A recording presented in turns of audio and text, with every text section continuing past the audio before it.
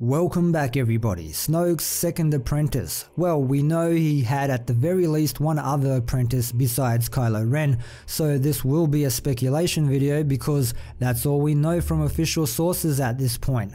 Also, if you haven't caught up with the latest Star Wars Rebels episode, spoiler warning, as we will be discussing events from the show.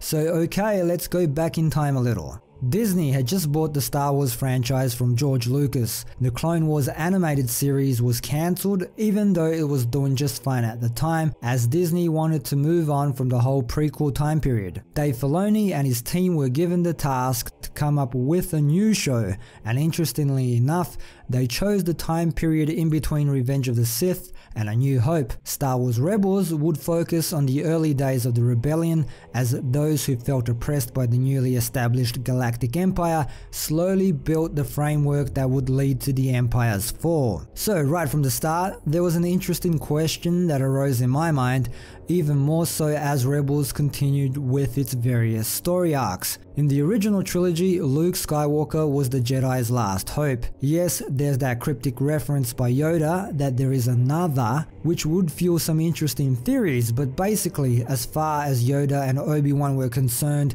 Luke was pretty much the last of a dying breed. This is even further established by The Last Jedi, even though at this point everything points towards Rey taking the burden of rebuilding the Jedi Order on her shoulders now. So back to Rebels, Kanan becomes a full-fledged Jedi, and Ezra is his Padawan. They're not the most powerful Jedi that ever existed, but they do pretty well for themselves, and that's the crux of the show for me. Kanan and Ezra being two successful Jedi doesn't fit in with the established canon, which leads to a terrifying conclusion. Terrifying because Star Wars Rebels is supposed to be aimed at a younger audience. Kanan and Ezra shouldn't survive the finale, not as Jedi anyway, and as we just saw in the episode Jedi Knight, Kanan did not survive. He sacrificed himself to save the people he cared about the most and brought the rebellion a huge win, crippling Admiral Thrawn's TIE Defender program. Actually, this episode carried more emotional weight and hit harder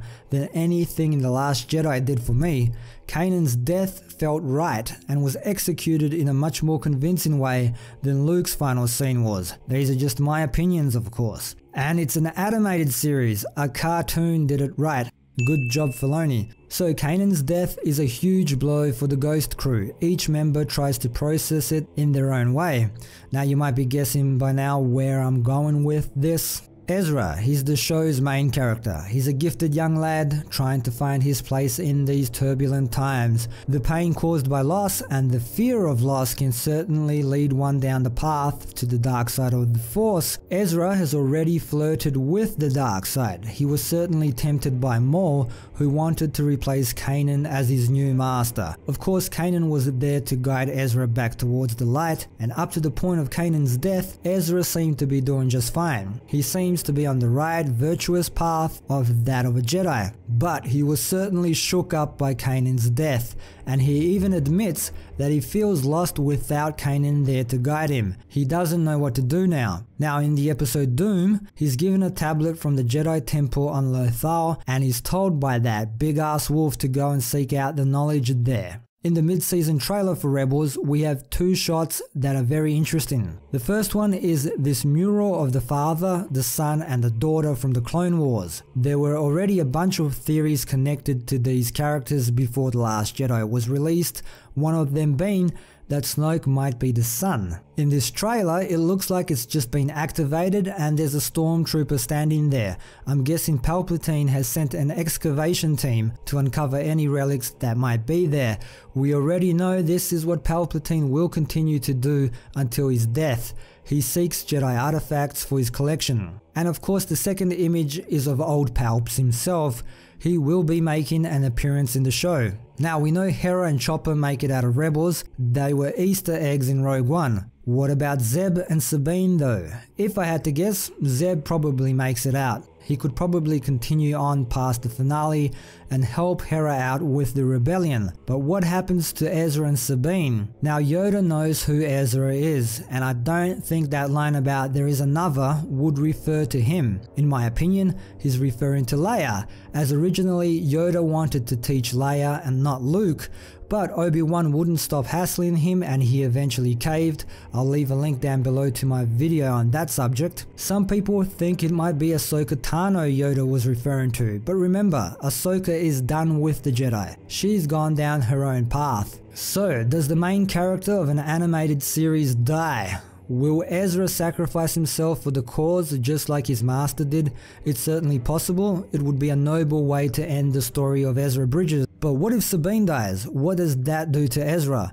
Will he be able to contain his rage? And it would all depend on how she died as well. If Palpatine establishes a connection with him, and remember, Ezra had a connection with Maul, and Palpatine is much more powerful in the Force than Maul was. What better time to strike out and corrupt him than when he's at his lowest point? I also want to tie this in with the Knights of Ren. Now Sabine's surname is Ren, but it's spelled W-R-E-N, so it might just be a coincidence.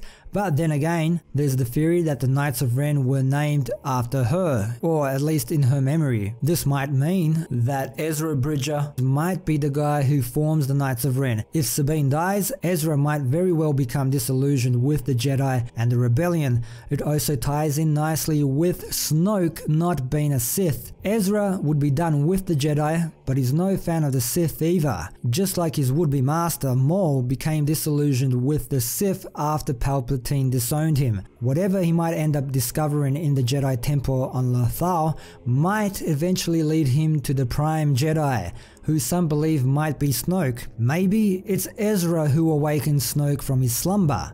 Now we know at the time of The Force Awakens, Kylo Ren is the leader of the Knights of Ren. If Ezra Bridger formed the Order, well, where is he? It's a legitimate question, right? Well, as powerful as Ezra might become, Kylo Ren is of the Skywalker bloodline. So yeah, he might have actually killed Ezra by this time to take the mantle of leadership. It does say Snoke had at least one other apprentice. Maybe the wording gives it away. It doesn't say Snoke has another apprentice. Although I would like to see this second apprentice, whoever he might turn out to be, appear in episode 9 and challenge Kylo Ren for the leadership of the First Order. Maybe Snoke even kept him as a secret second apprentice. Snoke does not adhere to the Sith rule of 2. Also, even though Kylo Ren's design was kind of influenced by Darth Revan, there is a kind of Mandalorian feel to his look and the Knights of Ren, which could once again point towards Ezra and his relationship with Sabine and the House of Ren. Now, I've seen another possible explanation of how they get Ezra out of the picture without actually killing him.